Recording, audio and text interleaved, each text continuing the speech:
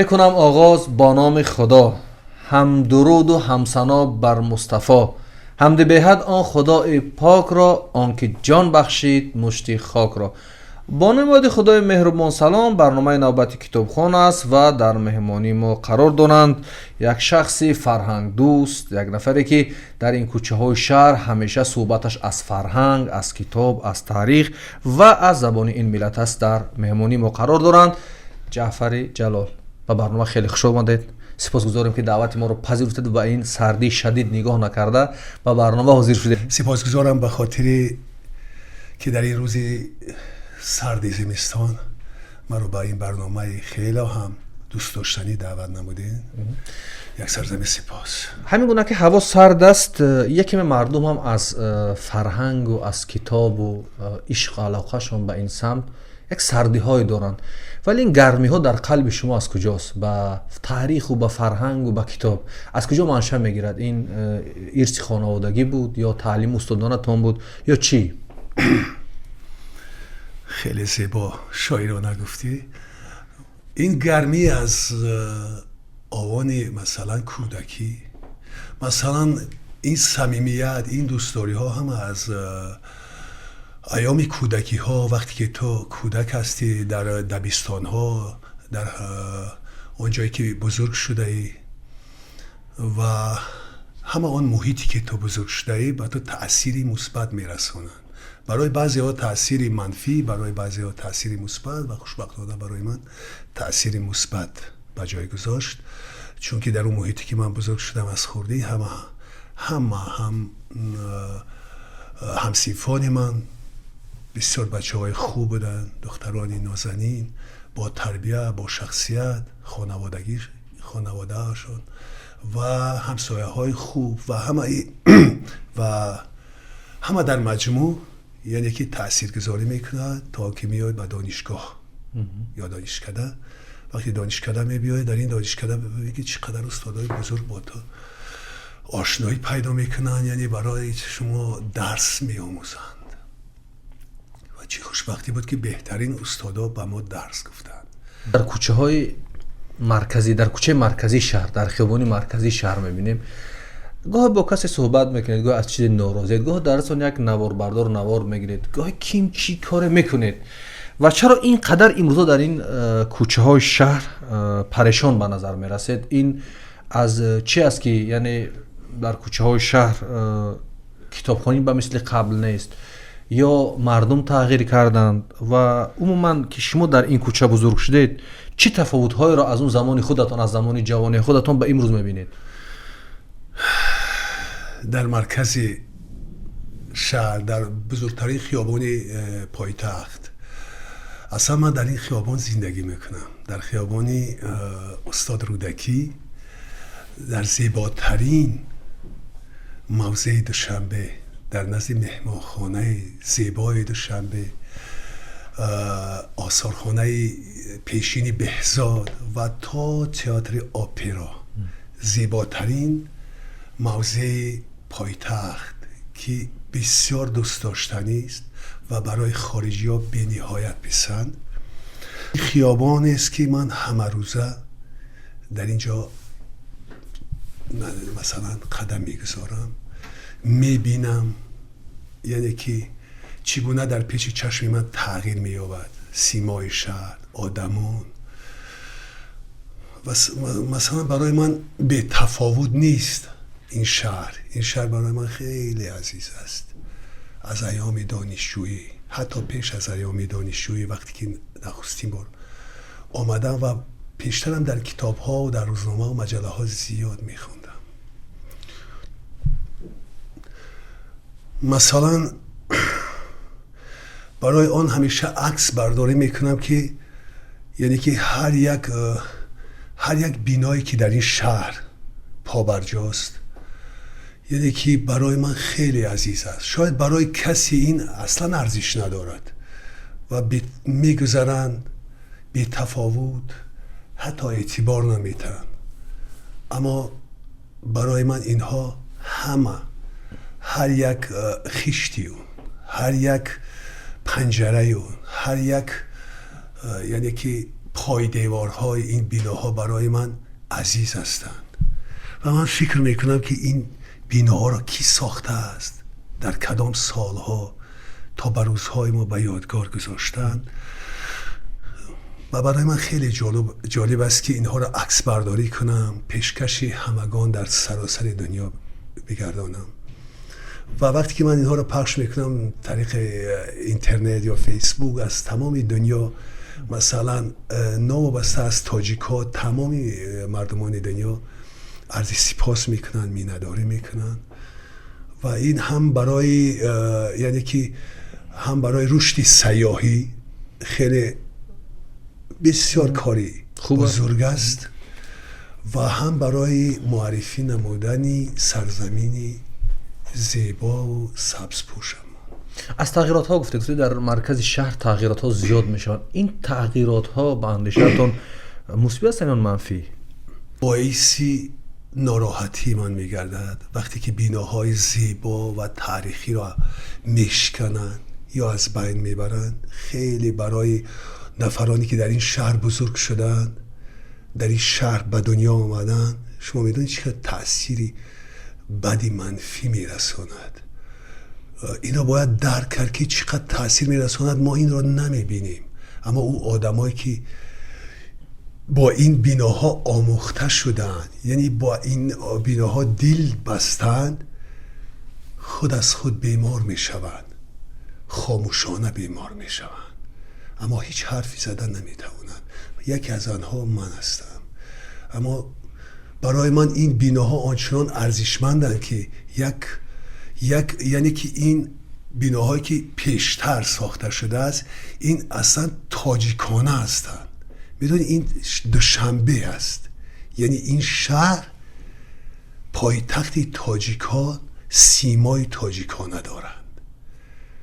هر یک بینا فکر میکنم این نفرهایی که این شهر را زمانی ساختن همه این عنصرهای، یعنی که مردم ما را، یعنی که معماری ما را، یعنی که تمام همون تصویرها را به نظر گرفتن، این شهر را ساختن و این شهر سیمای تاجیکانه دارد و متاسفانه سالهای اخیر بیناهایی که میسازند تا جای بعضیشان خوب بند، اما در مجموع این بیناها تاجیکی نیستند، سیمای تاجیک ندارند، سیمای کمی بیگانه نما دارند. مثلا من در این سیمای کدام یک سیمای مردمی غیر تاجیک است، مثل سیمای اویغوری دارند، سیمای چینی دارند، سیمایی که مثلا تقلید به دوبای دارند که خیلی دلبزن هستند.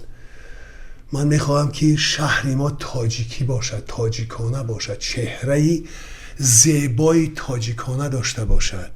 من نمیدونم که معمارای ما، معماران این شهر، من معمار نیستم، اما تا جایی که تصورات دارم باید اینا در این کار سهم داشته باشند، باید اینا فکر و پیشنهاد خود را داشته باشند. بیننده برنامه کتابخوان فکر کند که کتاب خواندن به بینا چی ربط دارد. من فکر میکنم که همون گونه که ما از خواندن یک کتاب لذت میبریم، از گوش کردن یک موسیقی لذت میبریم، از دیدن یک عکس زیبا لذت میبریم، از دیدن یک زیبا در بینای زیبا در ما ذوق پیدا میشه، شوق پیدا میشه. یعنی میتونیم بگیم یک بینای زیبا شبیه یک کتاب زیباست که در ما زیباگی را بیدار میکنه. یعنی شما چی فکر داره در نظر؟ سخن زیبا. این بینا خودش یک داستان است، یک کتاب است، یک خاطره تاریخی است، یک خاطره تاریخی است. این بینا چقدر آدم را، کودک را مثلا تربیه میکند، میآموزد در روحیه زیبا پرستی، چقدر افتخار در وجود او، در پیکر او، یعنی که نمایان می شود. یعنی بگیم که همین چایخانه راحت، تئاتر لاهوتی یک کتاب‌های هستن برای یک ملت، یک شهر، کتاب‌های زنده، کتاب گویایی که هر روز ما اونها می‌بینیم، کتاب زرین. اینجا قدمگاه هستند، این بیناها قدمگاه شخصیت‌های بزرگ هستند. وقتی در اوج قدمگاه شد اینجا مقدسات هست. برای یک مولانای بزرگ در ترکیه همه دنیا می رود. اینجا هم قدمگاه است. مثلا در اون بینای مثلا گفته چایخانه راحت استاد ترسانزاده نشسته است، استاد اولوغزاده نشسته است، استاد لایق نشسته. من خودم با استاد آدینه هاشم در اونجا نشسته صحبت کردم. این یک خاطره، این یک داستان است.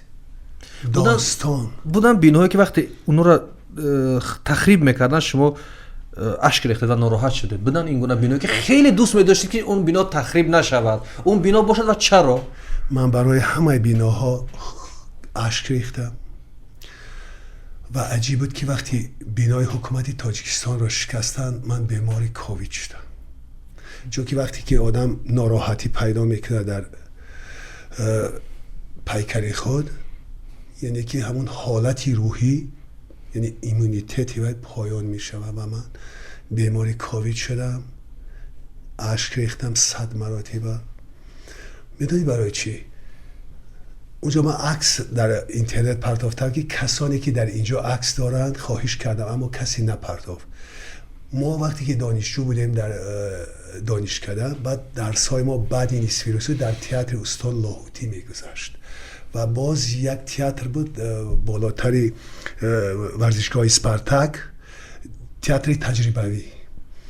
ما هر روز بعد درس می اومدیم تئاتر، بعد از تئاتر می رفتیم باز تئاتر تجربوی. ما هر روز از کناری این بینای زیبا هر روز می گذشتیم 2 مراتبه. شما تصور نمیکنید، من نمیدونم، من با دیگران کار ندارم، اما برای من این بنا آنچنان در اون زمانی که شوروی بود امید قدم ماندن از کنار او آنچنان یک افتخار بزرگ بود. شما باور میکنید اون فواره ها با اون زیبایی معماری، با اون ارچه های زیباش که این ارچه ها مخصوص شنانده شده است که یگان چیز زیادی دیگه در اونجا نبود.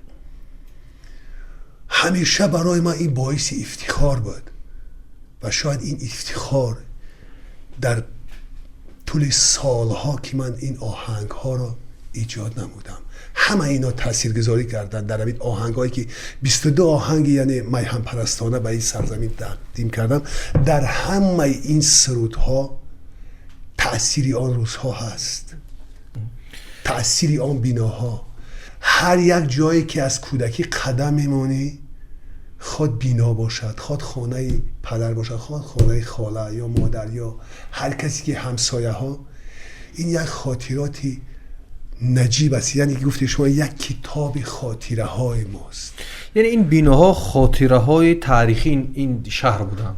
بله. یعنی حفظ میکردن در خودشون خاطره های تاریخی را و ما همیشه میگفتن که ما نشانی از دوشنبه ایم، نشانی از ملت شما هستیم، نشانی از فرهنگ شما هستیم. استاد مومن قناعت خدا رحمتشون کند یک بار گفتن که بیناهای بیروح اصلا لازم نیست. یعنی بیناهای بیروح داشتن برای ما لازم نیست. همیشه انسان‌ها و بیناهای را ساخت یا انسان‌های را تربیت که در اون یک روح باشد. خیلی این ایراد میگرفتن و میگفتن که تربیت این نسل، تربیت ما از داشتن بیناهای هم وابستگی داره که اون با ما یک چیزی بده در برای فقط یک خیشت و چوب در اون نبینیم، یک حافظه تاریخی داشته باشد، یک نشانه های از ملی داشته باشد، مخصوصا ملت تاجیک. ببینید شما درباره ایام خودتان گفتید و آمدید به ایام ما. هر دو ایام گفتید. میگویند که همین پایتخت مثل یک قلب است که از اینجا خونها جاری میشد به هر مثل بدن آدم که به هر منطقه‌های دیگر، و اگر در اینجا وضع فرهنگ و کتاب و مطالعه درست شد و میراد به هر کنار کشور، امروز وضع مطالعه مخصوصا در همین کوچه مرکزی، خیابان مرکزی چی نوع احساس میشود؟ با چی نوع جوانها برخورد میکنید؟ با چی نوع مردم همارزا برخورد دارید و نظرتون همچه انسان فرهنگی چی است؟ خیلی خوب گفتید که استاد مومن قناعت گفتن که بیناها باید یه روح، یه گرم، یه انرژی خوبی باید داشته باشد. خیلی عالی است. هر یک بینایی که در پیشین ساخته یک انرژی خوبی دارد، یک سیمای زیبای خاص به خود دارد و تاجیکانه. این باید در مد اول باشد که یعنی بینا باید سیمای گرم داشته باشد. وقتی که من نگاه که این بینا سرد است، همه میگه که نه درونش گرم است. شما تصور میکنید یا حتی درک نمیکنه که سردی چی معنا داره. سرد به اون معنای نیست که در اونجا آبی گرم یا که سرد است. سردی به اونه که شکل، یعنی بیرون ظاهری او سرد است. بیناها باید که انسانها را جلب بسازن، یعنی به خود افسون بسازن، مثل که در روم میروی، مثل که در فلورانس، مثل که در مثلا شهرهای بزرگ دنیا که چقدر مردمان دنیا را به سوی خود میکشد که تا برون از نزدیک چیکار کنن؟ ببینن از نزدیک ببینن و همون رو احساس کنن، گرمی همون بینا را احساس کنن. که تفاوت از زمان شوروی تا به حال زمین و آسمان است. زمانی که ما دانشجو بودیم در تمام تریلیبوس ها، در همین نقلیات های شهری، مردم همه لحظه کتاب میخوان، با خود کتاب داشتن. همه لحظه ما از دانشکده تا تئاتر لاهوتی تا اینجا چند همون اثرهای دراماتورگا را میخواندیم. دراماتورگی ها. افسوس که من تا حال در دوشنبه بعد دیگه هیچگاه ندیدم کسی در تریلیبوس یا در نقلیات کتاب بخواند. اصلا در خیابان بزرگترین پایتخت باید که از دیگر گوشه های شهر باید که فرق کند، هم با مدنیت، هم با رفتار، هم با گفتار، هم با سخن گفتن. متاسفانه ما حالا مرکزی خیابانی بزرگتری را از مثلا از کنج کنار دوشنبه هیچ فرق کردن نمیتوانیم. باید در مرکز بهترین زیاییان، بهترین مثلا الیت هم میگن باید که نمایندگی کند، معرفگری مردم باشد، معرفگری سرزمین. چون که خارجی ها وقتی بیاین بگن که چقدر اینا ملتی با فرهنگ، با تمدن هستن. برای همین در اینجا من چی رو میبینم؟ تنها همین بیناهای نو ساختن، فست فود، چیکن، همین چیزا. من هیچ چیز دیگر نمیبینم. همون ماشین های گران ارزش. و یکی از با گفتاری ها دارم، عجیب است که چرا ما معرفگری فرهنگ تعامپزی خودمان نیستیم. هیچ چیز نداریم در این مرکز. با مراجعت میکنم، از همین فرصت استفاده میبرم که ما باید در خیابانی بزرگترین پایتخت و در گرد و اطرافش باید ما از فرهنگی آشپزی خودمون استفاده بریم. چرا بیگانه ها را اجازت میتیم یا به ما یک طعم‌های خیلی برای ما نالازم پیشنهاد میسازن و خیلی هم گران؟ آیا مادری ما، آیا خواهری ما طعم پختن نمیتوانیش که ما تمدن سازیم؟ دنیا از ما فرهنگ آموخته است. امروز ما را یک گویا که مردم ما چیزی نمیتواند. وقتی میگوی که باید در جای یک نمایندگی از آشخانه تاجیک باشه، میگه ای تاجیکا چی دارند؟ شما در خوجان برید، در یک آشخانهش 10-15 نمود تنها سمبوسه برای شما میارد. که یک دوستی من از تهران وقتی اومد گفت اینجا یعنی که فرهنگ همین آشخانه های خوجند در پایه اصفهان و تهران است، حتی گفت بالاتر از تهران. ولی مرکز اما در پایتخت تاجیکا همه جا آشخانه های غیر تاجیکی که این خارجی ها همون در همون لندن هم میخورن، در همون دوبای هم، در همون برلین هم.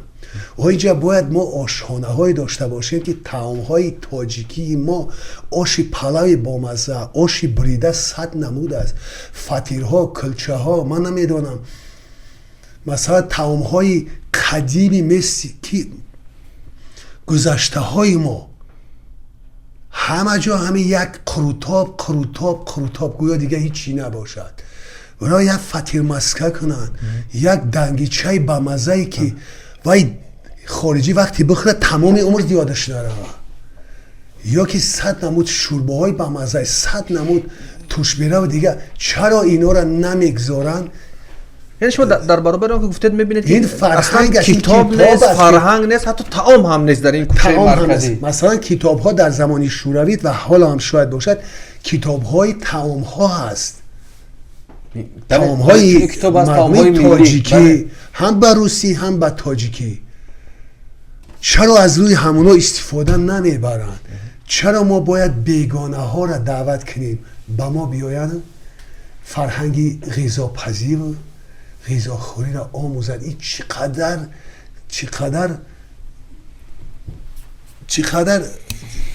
دردآور است. بله. دردآور است بله. و نابخشیدنی است. نابخشیدنی. در همین کوچه مرکزی 3 کتاب فروشی است در خیابان مرکزی و دو تا بود و الکی 3 تا شده است و در ردیف اینها یک جای هم شما یک مغازه دارید و چیزهای قدیمی میفروشید. این چیزهای قدیمی، چیزهای عتیق فروختنتون این خودتون دوست می‌دارید یا برای روزگذرانی است و شاید همین یک تا باشد در همین کوچه مرکزی که شما اونجا جمع کرده چیزهای قدیمی و فرهنگی و پیشنهاد سیاحان و خارجی. از این کارتون چی می‌خواید و چرا این کارو میکنید؟ سوال خیلی خوب. اصلا من از خوردی تاریخ رو بسیار دوست می‌دارم. مثلا آثار باستانی را از خوردی برای که فرخار ما خودش یک شهری به نهایت تاریخی و کهن است و آنچه که در بلخ پیدا می شود در فرخار پیدا می شود چون که اینا به هم نزدیکن. هم آسوی آمو مثلا تخار باستان هست. از این خاطر ما از کودکی می رفتیم آثارهای باستانی جمع می کردیم و این خاطر بسیار دوست می دارم و بعدی که در تئاتر کار می کردم وضعیت که خوب نبود. بعد سالهای 92 93 اصلا بعدی رفتن مردمی که در این کار انتیکه در دوشنبه مردم یهودی بخارا میکردن.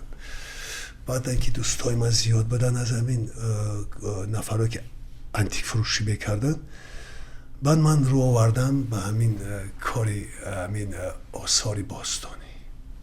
اونجا فقط چیزای ملی میفروشید یا که قدیمی از هر چیز فرق ندارد؟ اونجا هر چیزی که قدیمی است در حدود دوشنبه و جمهوری پیدا میشه اونجا یافتن ممکن است. همه چیز در اونجا پیدا کردن ممکن است. عجیب که همین کاری ما راست آمد با سال رشد سیاحی و متاسفانه در تاجیکستان همین کار تماما نیست. مثلا در بخارا هزار است. در سمرقند، من همین در در کوچه مرکزی من نمیدونم چقدر است ولی یک چیزمون است اونجا همین مغازه شما است. اگر هم از بین گیریم در برابر نبودن طعام‌های ملی و اون بیناهای ملی و اون جوانان تا اندازه ملی دیگه چیز دیگر نمیموند از این کوچه که ما مرکزیش میگیم خیابان مرکزی میگیم. بله باید که این مغازه ها زیاد باشند چون که سیاحان زیاد بیاید به سرزمین ما. باشد کتاب‌های کتاب‌های قدیم باشد که برای اونها جالب است. مثلا جایی که مثلا کارسازی باید یک رسته باید در مرکز دوشنبه می ساختن و جای این بیناهای پلاستیکی بلند آشونه یک رسته می ساختن که اونجا همه دستاوردهای ما باشه. مثلا در اونجا کارتسازان از طرفشان دعوت میکنه از کلاب چکندوزان از بدخشان جورابافان از صدها نمود. عجیب که نکردن. در گرجستان در سال 2019 اگر گرجا حالی 4 میلیون باشد چون که نصف ولایت های اونها را گرفتن 6.5 میلیون نفر سیاح در گرجستان بود سال 2000. شما تصور کنید چقدر پول چقدر یعنی که این شهر این سرزمین میبرن در تمام دنیا چی میکنن معرفی میکنن. اما در ما این خیلی در سطح پایان است. امروز اگر ما خواهیم وضعیت با واسطه کتاب خواندن تغییر بدیم در فکر مردم در اندیشه مردم و فکر شما چی نوع کتاب‌های را مردم باید بخوانند؟ خیلی خوب گفتین. در همین دکانی که من سودا میکنم دکانی که دارم هم این دکان گفتی شما هم برای زندگی من و اصلا برای کارهای ایجادی من بسیار این دکان کمک کرده است. در همین دکان من کتاب‌هایی هستند که درباره همین معماری دوشنبه پیشین پیدا میشد این کتابو داشتن. همه خارجی‌ها تنها همین کتاب‌های پیشین از ما درخواست میکنن. اصلا شاید 1-2 تا مونده باشه. کتاب‌ها خیلی زیادن در اینجا. کتاب‌های باید که مردم ما چگونه کتاب بخونند. من فکر میکنم که مردم ما باید بهتری کتاب‌ها بخونند. آنچنان شعر شاعری زیاد بود در طول 1000 ساله ها که هر کسی که این شعر شاعری و کتاب هایی که مثلا درباره نظم است، این موافق طبع آنهاست. مثلا برای من کسی نمیگه که تو هارون اون را نخون، این من خودم پسندم میخونم همیشه، یا که اسکندر را یا که حافظ بزرگوار. این شغل او باید باشد، یعنی که به خاطر که این نماینده یک فرهنگ بزرگ نظم و نثر جهانی است. اما اینها در برابر این باید که از کتاب‌های مثلا سرزمین ما کوهستان است، باید همه قریب که نصف جوانای ما باید که کتاب‌ها درباره سنگ‌ها بخونن، سنگ شناسی، چون که بدخشان است، چون که کوهستان زرافشان است، اینجا کار می‌خواهد.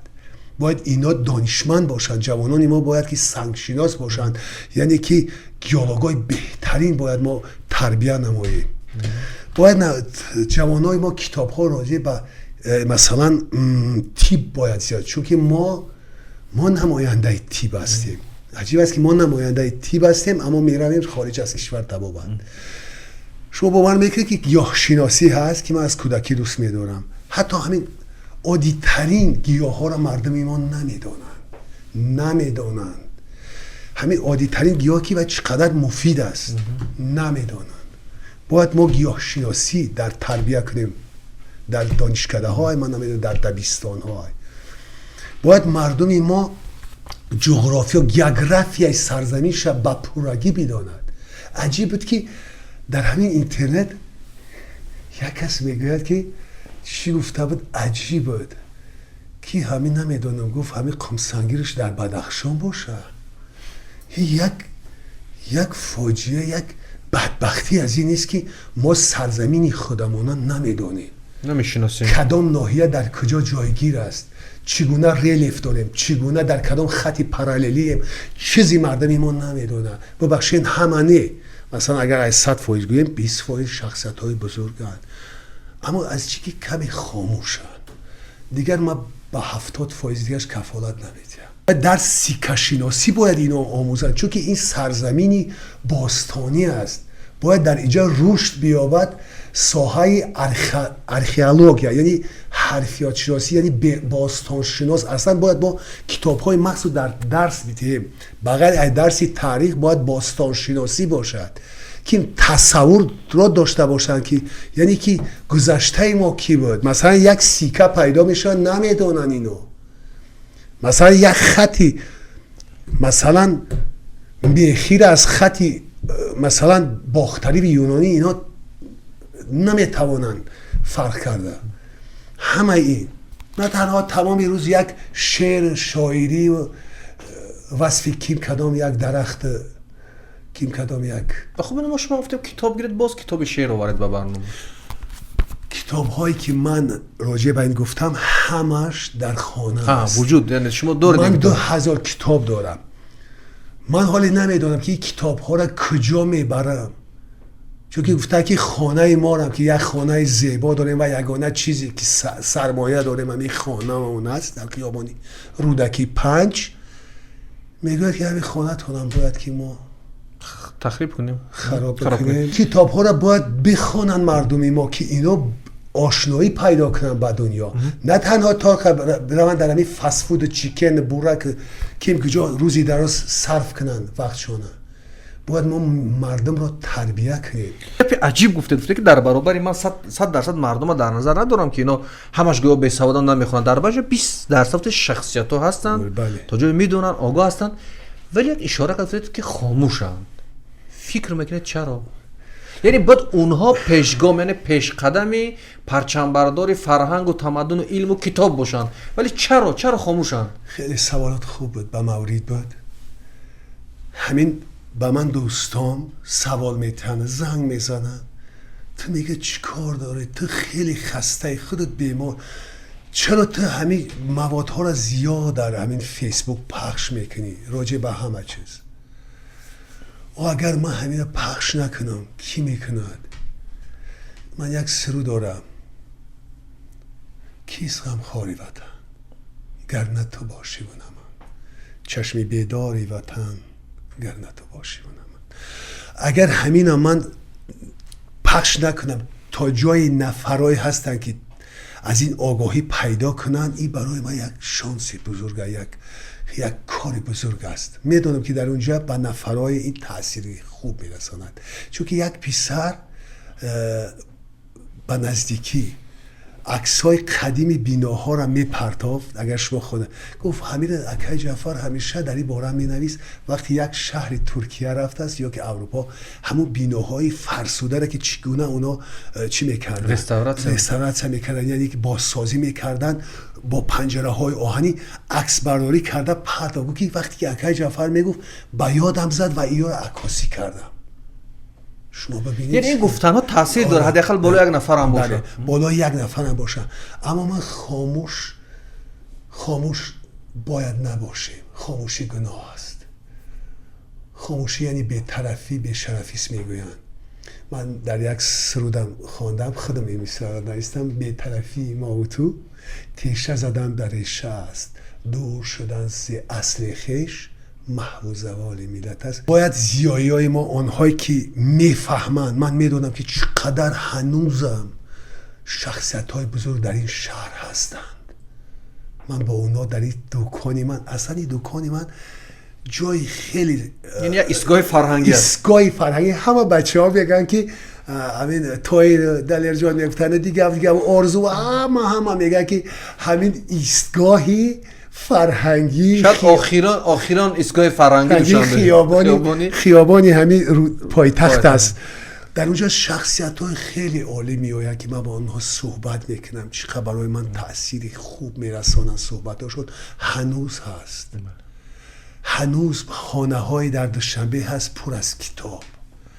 من به نزدیکی دیدم همون شهری پر از کتابی دوشنبه. خیال کردم که تماما دیگه نیست، اما خوشبختانه هنوز خانه های پر از کتاب هست. تا وقتی که این خانه ها هست، این مردم یعنی هست و پیشرفت خواهد کرد.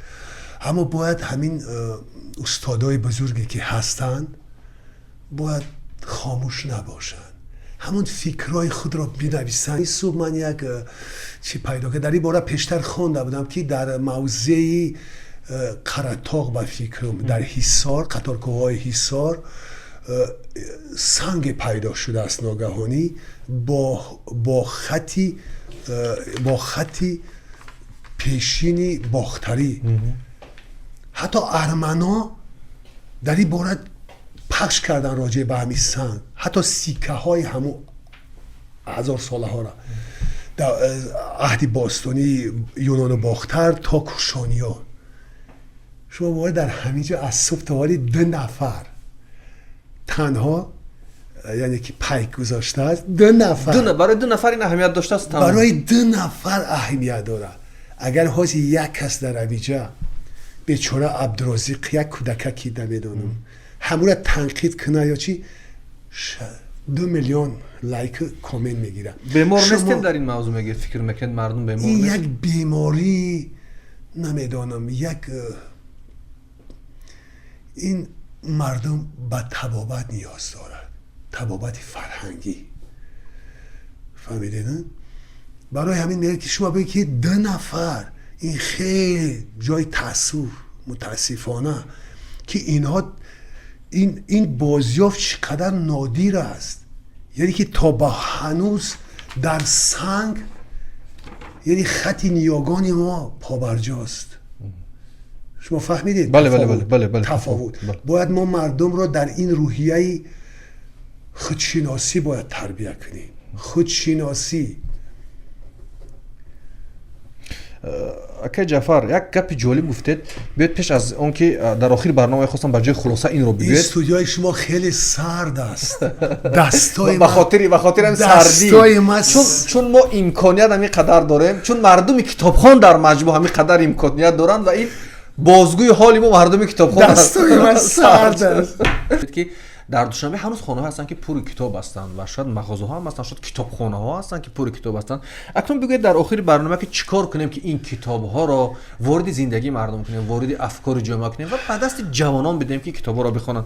چی باید کرد؟ من با اون معنا گفتم که یعنی که هنوز در دوشنبه خانه‌های پر از کتاب پابرجاست، به معنای که این خانه‌هایی که پر از کتاب اینا صاحب، یعنی اینا نفر دارن، اینا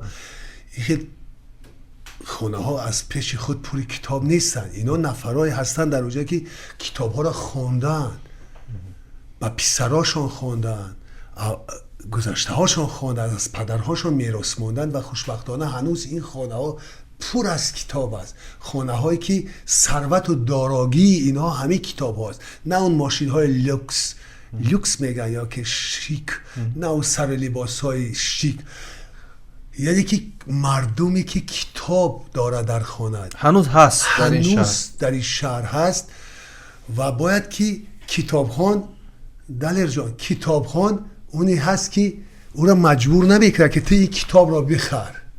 کتابخوان خودش پیدا میکنه کتاب و خانهش گاهی ناگهانی پر از کتاب میشه. مثلا به من کسی نگفته است این کتاب که بخر خریداری کن، من خودم تمام عمر کتابی که دوست داشتم خریدم و ناگهانی یک وقتی خانه پر از کتاب است و عجیب که ما کتاب‌هایی بودن که به من تقدیم نمودن اما برای من اینا جالب نبودن.